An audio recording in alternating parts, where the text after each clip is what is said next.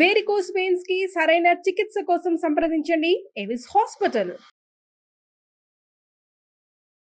Actual గా ఒక అమ్మగారు ఉన్నారు, గౌరీ గౌరీ గారిని. ఆమె ఏమైందంటే ఒక కొడుకు అతనికి వెళ్ళిపోయాడు సార్. 3 years అయిపోయింది. ఓల్డ్ ఏజ్ హోమ్స్ కి వెళ్ళాను సార్. యాక్చువల్ గా వెళ్తే అక్కడ ఈవెన్ చూశాను సార్. చాలా బాధపడుతూ అక్కడ కొడుకు వస్తాడని ఆవేదన చాలా బాధపడుతుంది సార్. నేను ఏంటంటే ఈమెకి ఏదో చేయాలి.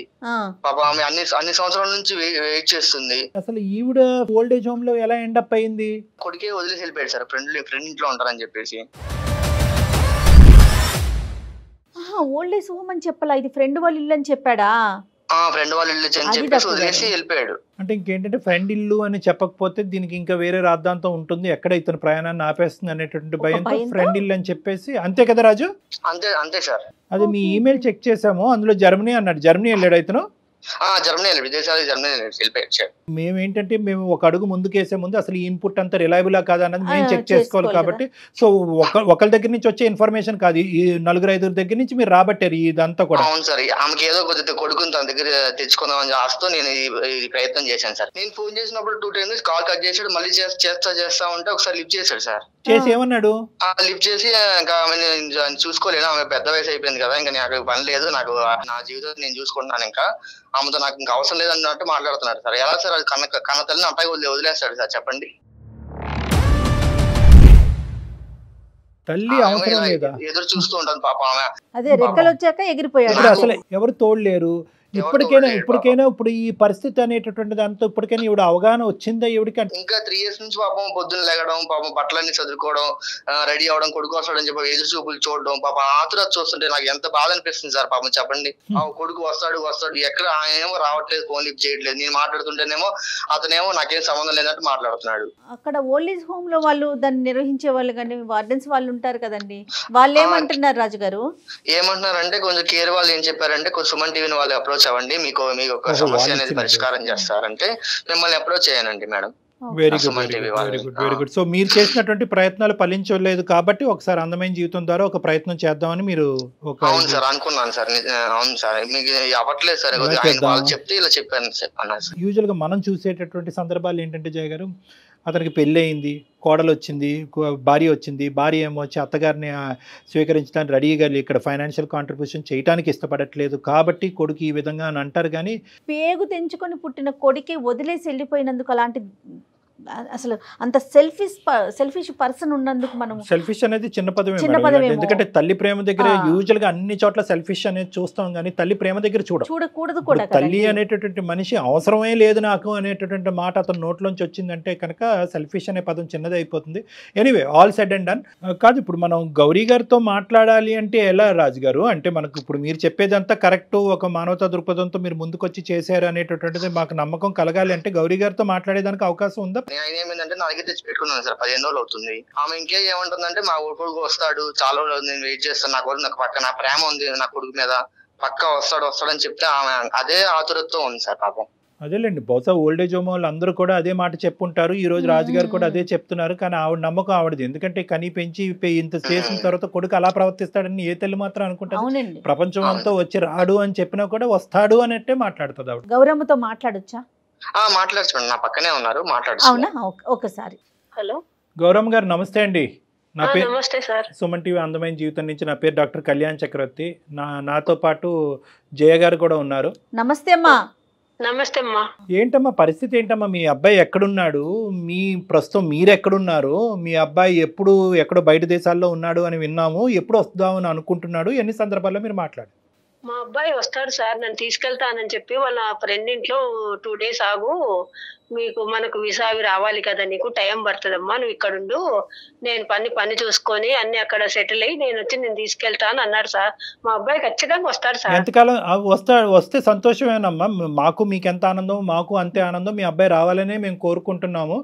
కానీ ఎంతకాలం బట్టి మీ అబ్బాయి వస్తాడు అని వెయిట్ చేస్తున్నాడు? మీ అబ్బాయి మిమ్మల్ని ఎక్కడ వదిలేడు అని మీరు అనుకుంటున్నారు?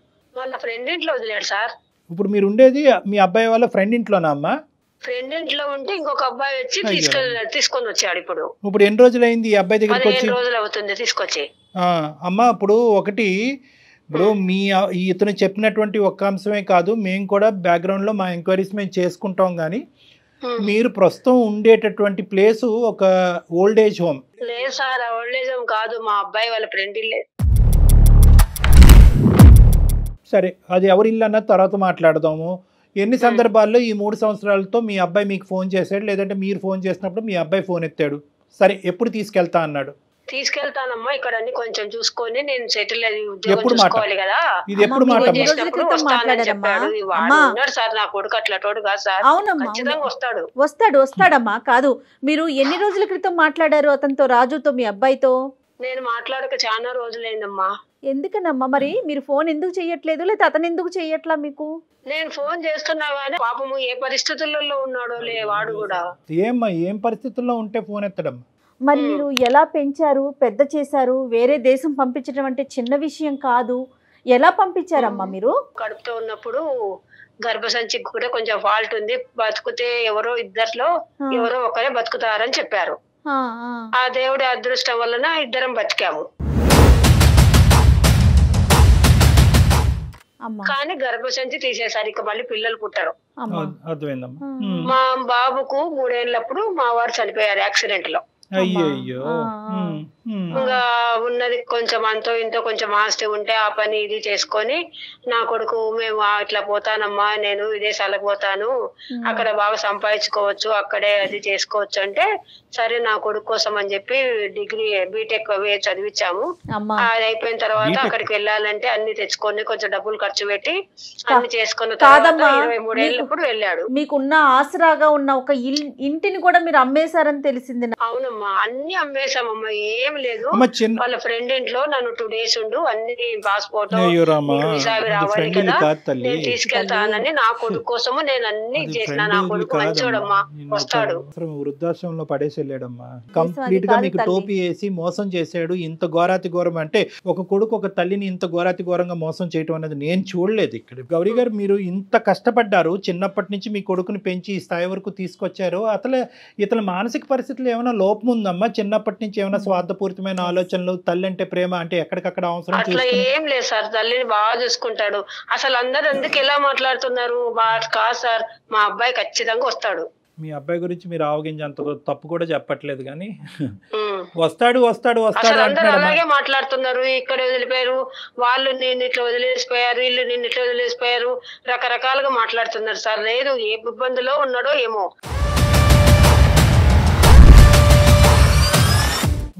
ఇప్పుడు రాజుగారు వచ్చారు. రాజుగారు ఒక 15 రోజుల పాటు మిమ్మల్ని తన ఇంటికి తీసుకెళ్లాడు. అతను కూడా పెద్ద హృదయము, గొప్ప మనిషి అతను.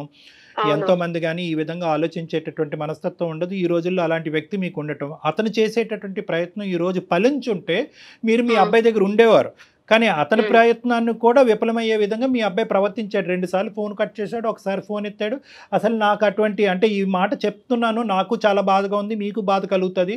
మీ అబ్బాయి అన్న మాట అంటారు, నాకు ఎటువంటి బంధాలు లేదు, నాకు ఎటువంటి ప్రేమ ఆప్యాయతలు లేదు, నాకు అసలు తల్లి అనేటటువంటి బరువు బాధ్యతలు కూడా నాకు వద్దు అని అంటున్నాడంట. ఇదేం విడ్డూరం?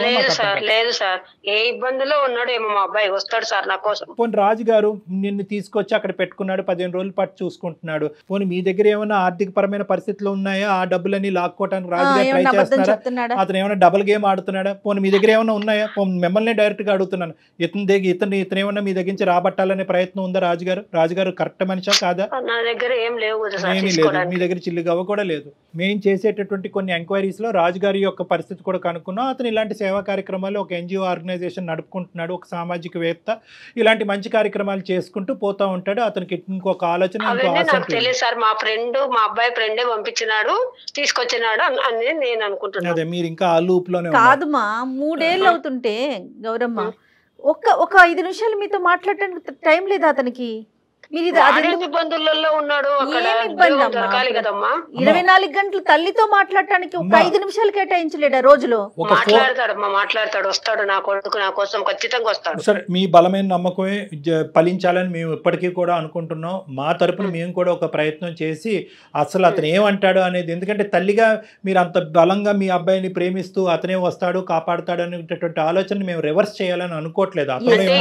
పెంపకంలో మా అబ్బాయిలో అట్లాంటి ఫాల్ట్ ఏమన్నా ఏమన్నా ఉంటే నాకు తెలిసేది కదా సార్. అలాగా ఎప్పుడు బిహేవ్ చేయలేదు. పాయింట్ అదే మాకు విచిత్రంగా అనిపిస్తుంది. ఎందుకంటే అతని యొక్క స్వార్థపూరితమైనటువంటి ఆలోచనతో డబ్బులు ఇక్కడ తీసేసుకుని విదేశాలు వెళ్ళిపోయి అతని అవసరాలు తీర్చుకునేటటువంటి వ్యక్తిత్వం ఈ 21-22 సంవత్సరాల్లో ఒక అవగింజంతో కనిపించట్లేదు మీకు. సో మీ మనసులో ఉండేటటువంటి, ఒక్క నిమిషం వినండి గౌరమ్ గారు, మీ మనసులో మీ కొడుకు మీద ఉండేటటువంటి ప్రేమ ఏదైతే అభిప్రాయం ఉందో అది మేము మార్చాలి అని అనుకోవట్లేదు. అసలు అతని మనసులో ఏం దాగి ఉంది అనేది ఒకసారి ఫోన్ అతను డైరెక్ట్గా జర్మనీ అయినా కూడా మేము కనెక్ట్ చేస్తాము. ఈ ఏదైతే సంభాషణ నేను జయ గారు రాజు గారు ఉంటామో ఈ సంభాషణలో మీరు ఉండొద్దమ్మా. అతను వెనక నుంచి ఏం మాటలు మాట్లాడతాడు అనేటటువంటిది మీకు సంబంధం లేదు. మీరు వెనక్కి తప్పుకుంటే నేను రాజు గారు జయ గారు మీ అబ్బాయితో మాట్లాడతాం. మీ అబ్బాయి పేరేంటమ్మా? సతీష్ సార్. రాజు గారు మీరు ఆ నెంబర్ మాకు ఒకసారి మెసేజ్ పంపిస్తారు ఈ నెంబర్ కి? తప్పకుండా పంపిస్తాను సార్ మీకు.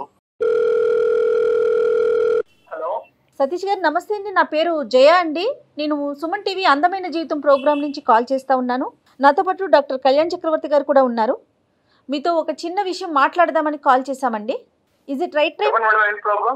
ఒక్క నిమిషం అండి, డాక్టర్ గారు మాట్లాడతారు. బాబు సతీష్ నమస్తే నాన్న. నమస్తే సార్. 2 దేశాల మధ్యన యుద్ధం ఎలా అయితే జరుగుతుందో ఆ యుద్ధానికంటే పెద్ద ప్రాబ్లం ఇది. కాసేపు ఓపిక్గా మీరు వినాలి అని మేము ఆశపడుతున్నాము, కోరుకుంటున్నాము. తొందరపడి ఫోన్ కట్ చేయకండి, ఎందుకంటే ఇది ఇంటర్నేషనల్ కాల్.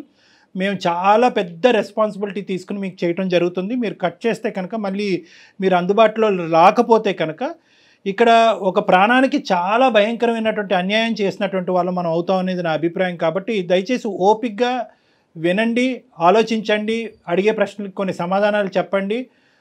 మానవతా దృక్పథంతో ఒక ఆలోచన శైలిని మలుపు తిప్పుకోవాలనుకుంటే మార్చుకునేటటువంటి ప్రయత్నం కూడా చేయండి. మేము మాట్లాడబోయేటటువంటి వ్యక్తి ఎవరో కాదు, మిమ్మల్ని కని పెంచినటువంటి మీ సొంత తల్లి గౌరీ గారి గురించి.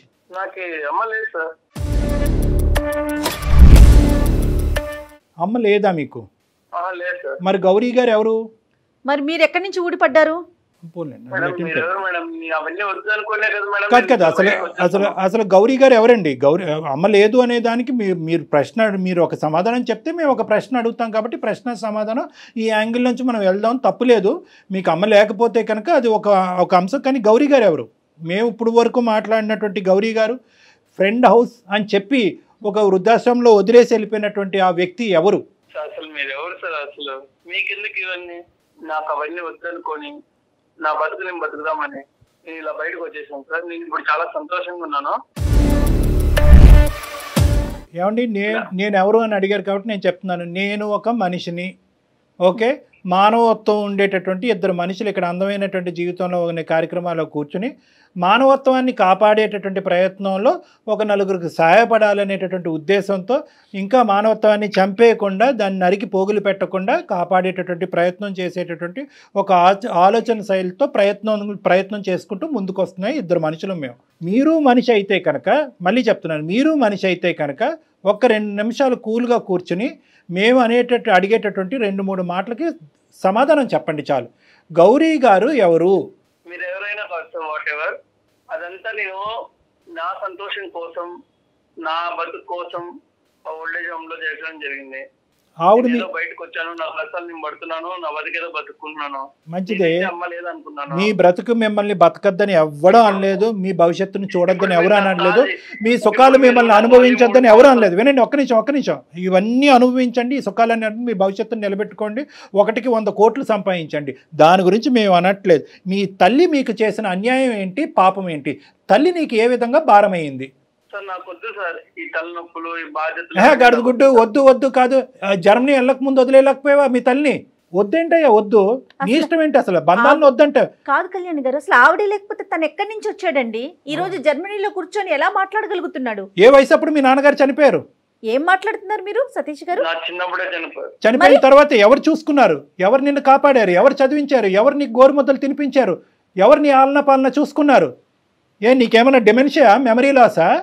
అక్కడ ఇండియాకి వచ్చి ఇప్పుడు ఆమెతో ఉండి ఆమె సేవలు చేసుకుంటూ కూర్చోవాలా సార్? అరే రావద్దురా బాబు, నువ్వు ఇండియా రావద్దు. నిన్నెవడు రమ్మని చెప్పాడు? నువ్వు ఇండియా రావద్దు.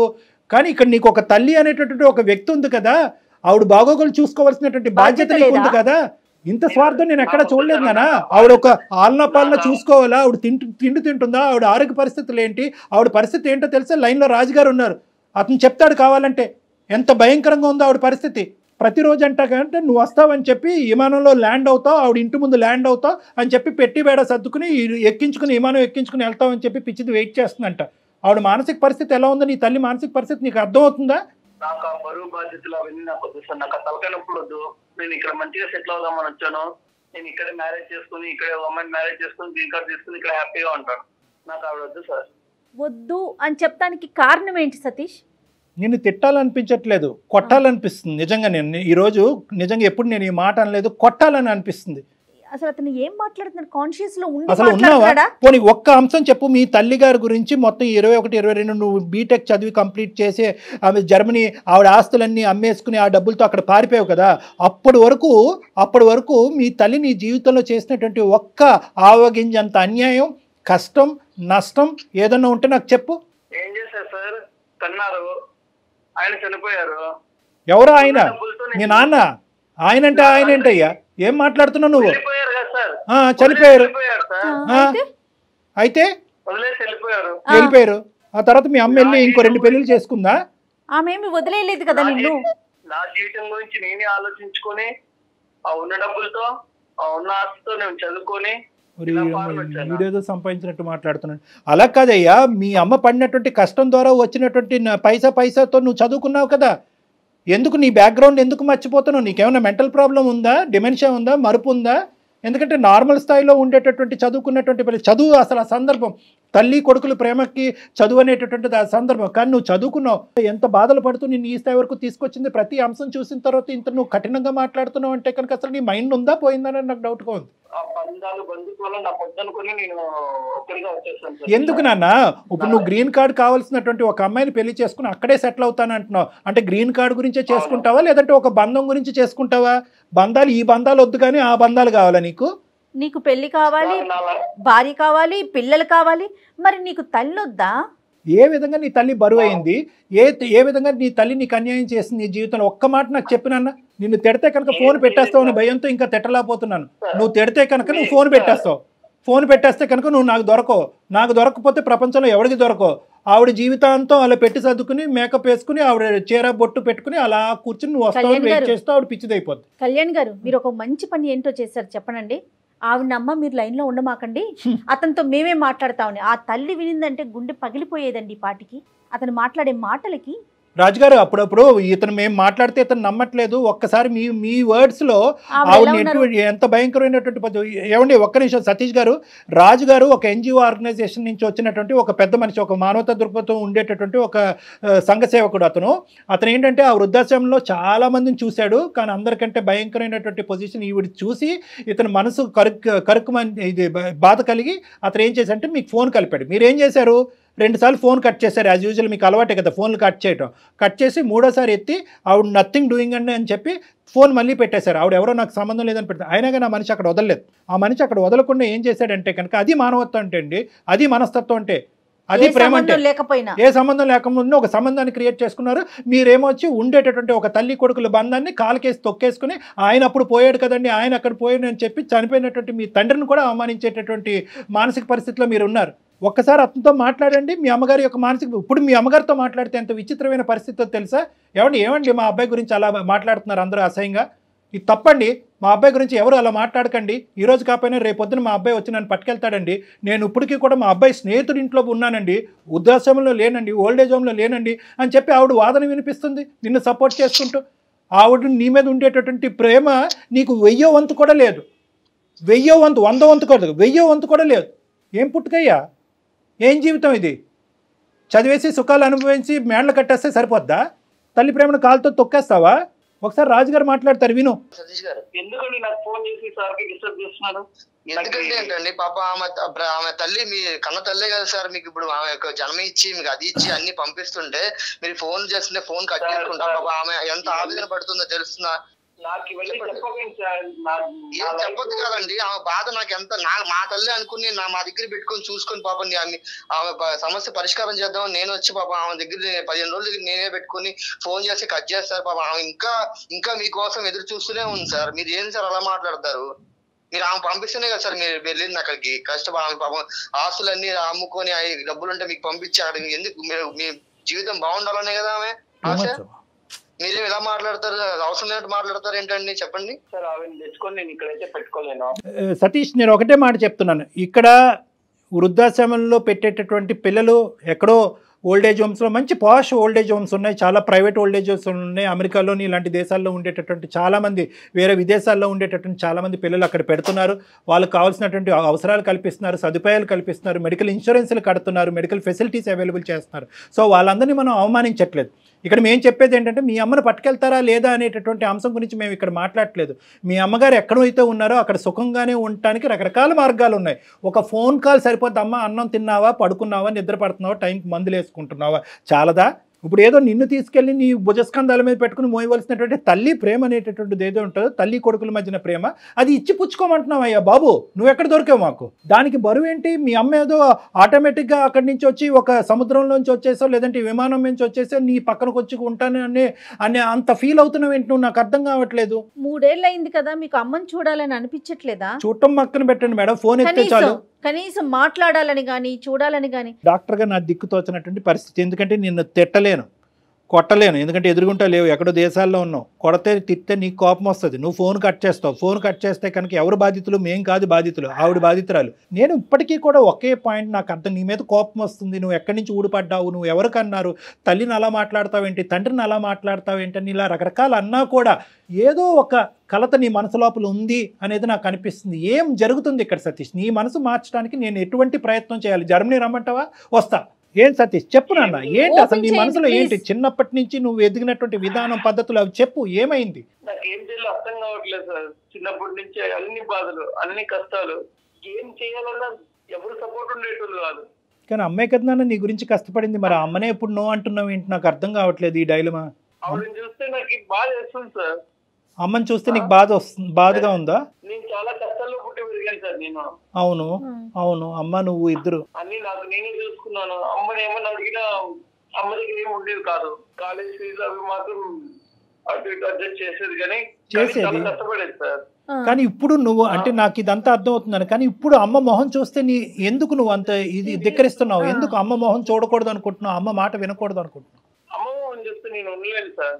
ఆ జ్ఞాపకాలన్నీ మొత్తం నా కళ్ళ ముందే ఉంటాయి సార్. నేను ఏ పని చేయలేకపోతాను అవంటే. అమ్మని చూస్తే అవన్నీ గుర్తొస్తున్నాయి కాబట్టి ఆ పాత జ్ఞాపకాలు మూసేయటానికి ఏకైక మార్గాన్ని నువ్వు ఎంచుకున్న మార్గం ఏంటంటే తల్లే లేదు అని అనుకోవటం, అంతేనా? అంతే సార్. లాస్ట్ కి నేను మొదలేదు సార్. నేను బంధుత్వాన్ని మొదలేదు అవ్వాలి. ఏం లాజిక్ రా దేవుడా. చిన్నప్పటి నుంచి పడ్డది చాలు సార్. నువ్వు పడిన బాధ గురించి బాధపడ్డారా సతీష్? మీతో పాటు అమ్మ బాధపడలేదా?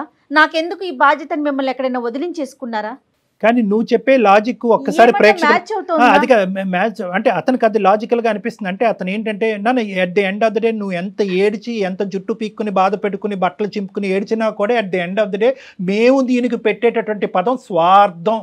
ఆ స్వార్థం అనేటటువంటిది చిన్న పదం అనుకుంటే కనుక ఇంకా పెద్ద పదం వాడండి డాక్టర్ గారు అని ప్రేక్షకుల్లో ఎవరన్నా కోరుకుంటే నేనైతే మాత్రం నీకు నచ్చినా నచ్చకపోయినా దాన్ని రాక్షసత్వం అంటాను. రాక్షసుల యొక్క తల్లిదండ్రులను కూడా వాళ్ళు ప్రేమిస్తారేమో, ఇంత ఘోరంగా ఎవరు మాట్లాడరు నాన్న. నీ లాజిక్ ఏంటంటే సార్ చిన్నప్పటి నుంచి నేను అనుభవించాను, ఆ 20-21 ఇయర్స్ పాటు నాకు కావాల్సినవన్నీ తిన్నాను, నాకు కావాల్సినటువంటి సుఖాలన్నీ అనుభవించాను, నేను ఇవే మాటలు మాట్లాడతాను నాన్న. ఎందుకంటే కనుక మీ అమ్మ కష్టాన్ని నువ్వు ఇక్కడ ఒక రికగ్నైజ్ చేయకుండా మీ అమ్మ పడినటువంటి కష్టాన్ని అంతా కూడా స్వార్థపూరితంగా వాడేసుకుని నీ తిండికి నీ తిప్పలకి అన్నిటికీ వాడేసుకుని, చదువుకు వాడేసుకుని, అమెరికా వెళ్ళటానికి జర్మనీ వెళ్ళటానికి వాడేసుకుని, ఈరోజు నాకు ఆ పీడకలు ఉన్నాయి, ఆ భయంకరమైనటువంటి జ్ఞాపకాలన్నీ ఉన్నాయి, ఈ జ్ఞాపకాలన్నీ కూడా జీవితాంతం నేను స్మరిస్తూ ఉండలేను, మా అమ్మని చూస్తే ఆ జ్ఞాపకాలు ఇంకా ఎక్కువైపోతాయి, కాబట్టి ఈ జ్ఞాపకాలు ఈ మెమరీస్ నా పాస్ట్ చైల్డ్హుడ్ మెమరీస్ నేను ఫేడ్ అవుట్ చేయాలి అంటే మా అమ్మకు ఒక దండం పెడుతున్నానంటే ఇదే న్యాయం నాన్న? డాక్టర్ గారు అలా గుర్తొస్తా ఉంటుందండి. అదే అంటున్నాడు అసలు ఉండదు. పూజ చేయాలమ్మా, ఆవిడ పాదాబంధనం చేసుకుని పూజ చేయాలి. నువ్వు ఒక డిప్రెషన్లో ఉన్నావు, నీకంటూ ఒక భయంకరమైనటువంటి ఒక మానసిక వేదన, ఒక డిప్రెషన్ చిన్నప్పటి నుంచి బహుశా ఏంటంటే ఆ బాల్యం పోయిందని అనుకుంటున్నావు. తండ్రి లేక నానా అవస్థలన్నీ నేను పడ్డాను కష్టాలని చెప్పి ఈ రోజు మీ అమ్మగారికి గుడ్ బై చెప్తున్నా, కానీ ఒక్కసారి ఆ తల్లి యొక్క వేదన నువ్వు విను. నువ్వు ఇలా మాట్లాడితే కనుక నేను ఈ కుర్చీ నుంచి లేచి వెళ్ళిపోతా. రాజు గారు చెప్పండి సార్. గౌరమ్మ గారికి ఒకసారి ఫోన్ ఇవ్వండి. సతీష్ గౌరమ్మ గారు మాట్లాడుకుంటారు, తల్లి కొడుకులు ఇద్దరు మాట్లాడుకుంటారు. బాబు ఎలా ఉన్నావు? ఎక్కడున్నా? ఇన్ని రోజులు అమ్మని గురించి పట్టించుకోకుండా రోజు కల్లోకి వస్తున్నావురా.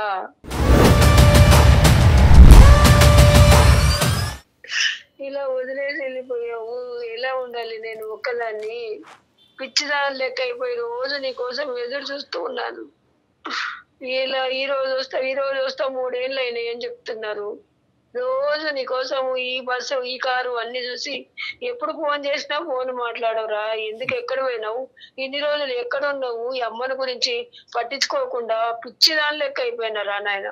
నన్ను క్షమించమ్మా, నా జీవితం కోసం నేనే స్వార్థంగా ఆలోచించుకుని తప్పని చూసానమ్మా. నిజంగానే వదిలేనమ్మా. నిన్ను చూడకుండా నేను ఉండలేను నాన్న, నన్ను తీసుకెళ్ళు. గౌరమ్మ గారు, మీ అబ్బాయి చాలా పని ఒత్తిడిలో ఉన్నాడు. ఓకే, ఆ పని ఒత్తిడిలో ఉండటం వల్ల సరైనటువంటి సమయం సందర్భం చూసుకుని ఇండియా రాలేనటువంటి పరిస్థితిలో ఉన్నాడు.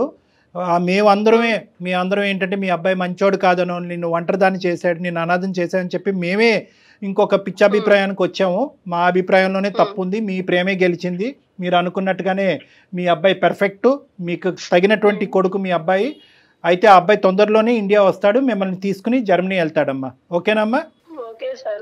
ఓకే. మీరు ఒక్క 2 నిమిషాలు మీరు పక్కకు తప్పుకుని ఒకసారి మన రాజుగారికి ఫోన్ ఇవ్వండి అమ్మా. హలో రాజుగారు, చెప్పండి సార్. ఇప్పుడు మనం మాట్లాడుకునేది మళ్ళీ ఆవిడకి వినిపించకూడదు, ఎందుకంటే ఇది ఓన్లీ ఏంటంటే మన నలుగురు మధ్యనే ఉండాలి ఈ అంశం. ఎందుకంటే ఈ అబ్బాయి ఆలోచన శైలిలో ఇటువంటి యాంగిల్ ఉన్నది అనేది కల్లో కూడా తల్లి వరకు తెలియకూడదు. ఓకేనా? ఓకే. ఎందుకంటే కనుక ఇప్పటికీ కూడా ఆవిడ ఆ భ్రమలో ఉంది అంటే కనుక అదే భ్రమలో ఉండేవండి. ఎందుకంటే ఒక 100 మంది వచ్చి అమ్మ నీ కొడుకు వెళ్ళిపోయాడమ్మా, నిన్ను అనాథం చేశాడమ్మా, ఎప్పటికీ తిరిగి రాడన్నా కూడా ఆవిడ నా కొడుకు ఖచ్చితంగా తిరిగి వస్తాడు, మీరందరే పొరపాటు పడుతున్నారు అనేటటువంటి ఆ తల్లి స్థాయి ప్రేమని మనం ఎప్పటికీ కూడా ఆవిడ జీవిత కాలంలో ఎప్పటికీ కూడా మనం అది డైల్యూట్ చేయకూడదు. సో సతీష్, మీకు నేను కౌన్సిలింగ్ చేసి మీకు ఒక కనువిప్పు కలిగించి ఒక అవగాహన కలిగించేటటువంటి ప్రయత్నం చేసాం. అందులో మేము సక్సెస్ఫుల్ అయ్యామని మేము అనుకుంటున్నాం. కాబట్టి ఇంకొక మినిట్ కూడా నువ్వు అక్కడ ఉండకుండా నువ్వు ఇమీడియట్గా టికెట్ బుక్ చేసుకుని నువ్వు ఇండియా వచ్చి అవకాశం ఉంటే కనుక వీసాకి అప్లై చేసి ఇమీడియట్గా మీ అమ్మగారిని ఆ వృద్ధాశ్రమం నుంచి మీ జర్మనీ ఎక్కడికో తీసుకుని వెళ్ళండి. ఆల్ ద బెస్ట్ నాన్న. చాలా సంతోషం అండి. రాజుగారు, చెప్పండి సార్. మీకు శతకోటి వందనాలు. మామూలుగా కాదండి, శతకోటి వందనాలు.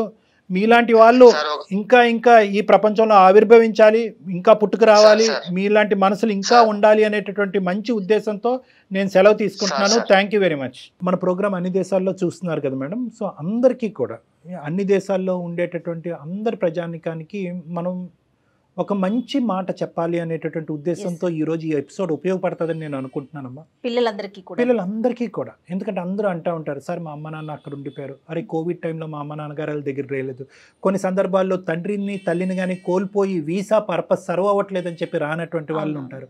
అందరికీ ఒకటే మాట, మీరు వచ్చినా రాకపోయినా ఇక్కడ ఉండేటటువంటి వ్యక్తుల యొక్క బాగోగులు దగ్గర నుంచి పర్యవేక్షించి చూసుకుంటూ మాట్లాడుతూ వాళ్ళు నెగ్లెక్ట్ చేయకుండా మీరు దూరంగా ఉన్నా కూడా వాళ్ళంటూ ఉండేటటువంటి వాళ్ళు ప్రతిరోజు మీ కుటుంబంలోనే అక్కడ మీ దేశంలోనే మీ ఇంట్లోనే తిరుగుతున్నట్టుగా మీరు భావిస్తూ వాళ్ళతో ఒక బంధాన్ని కంటిన్యూ చేయటం అనేటటువంటిది చాలా ఇంపార్టెంట్. నెంబర్ 1. ఎన్ని లక్షలు ఎన్ని కోట్లు పెట్టి ఎంత పాష్ వృద్ధాశ్రమంలో మీరు మీ తల్లిదండ్రులు పెట్టినా at the end of the day సంవత్సరానికి ఒకసారి కానీ 2 సార్లు కానీ వాళ్ళ దగ్గరికి రావటం అవకాశం ఉంటే కనుక మీరు వాళ్ళని తీసుకుని వెళ్ళి మీ దగ్గర పెట్టుకోవటం అనేటటువంటిది ఒక సాంప్రదాయం, ఒక బంధుత్వం, ఒక విధమైనటువంటి ఒక ప్రేమ, ఒక ఆప్యాయత. దీన్ని ఎప్పటికీ కూడా మనం నెగ్లెక్ట్ చేయకూడదు. రైట్.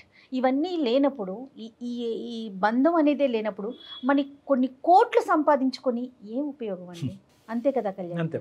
ఇప్పుడు ఇదివరకు లాగా కాదు, వీడియో కాల్స్ వచ్చేసినాయి, చక్కగా చూసుకుంటూ మాట్లాడుకోవచ్చు. టెక్నికల్గా మనం చాలా ముందున్నాం కదా. మీరు అన్నట్టు ఒక్క 5 నిమిషాల తల్లిదండ్రులతో ఒక్క 5 నిమిషాలు రోజుకి మాట్లాడగలిగితే బహుశా గౌరమ్మ లాంటి వాళ్ళు ఉండరేమో అని. ఎందుకంటే ఇప్పుడు ఈ కేసులో కూడా చూసారు మేడం, ఆ అబ్బాయి మనసులో కూడా తల్లి అంటే ప్రేమ ఉంది. ప్రేమతో పాటు ఆ చైల్డ్హుడ్ జ్ఞాపకాలకు సంబంధించినటువంటి ఒక భయం కూడా అతను. ఇప్పుడు మాకులాగా వినే వాళ్ళకి ఏమనిపిస్తుంది అంటే చాలా ఫూలిష్గా ఆలోచిస్తున్నాడు, చాలా షెల్ఫిష్గా ఉన్నాడు అనిపిస్తుంది. కానీ ఇప్పుడు మీరు యాజ్ ఎ డాక్టర్గా మీరు చెప్పేది అంటే తనకి ఆ చిన్ననాటి జ్ఞాపకాలు అలా ఉండిపోయినాయి, మళ్ళీ అందులోకి వెళ్ళిపోతానేమో అనేటువంటి ఒక ఫోబియా కూడా ఉంది మేడం. సో దాని గురించి ఆ ఫోబియాని ఫేస్ చేసేదానికంటే ఆ ఫోబియాకి కారణమైనటువంటి అంటే ఆ ఫోబియాకి సంబంధించినటువంటి ఒక జ్ఞాపకం ఎవరంటే తల్లి, కాబట్టి తల్లినే దూరం చేసుకునేటటువంటి. రైట్ కళ్యాణ్ గారు, నమస్తే.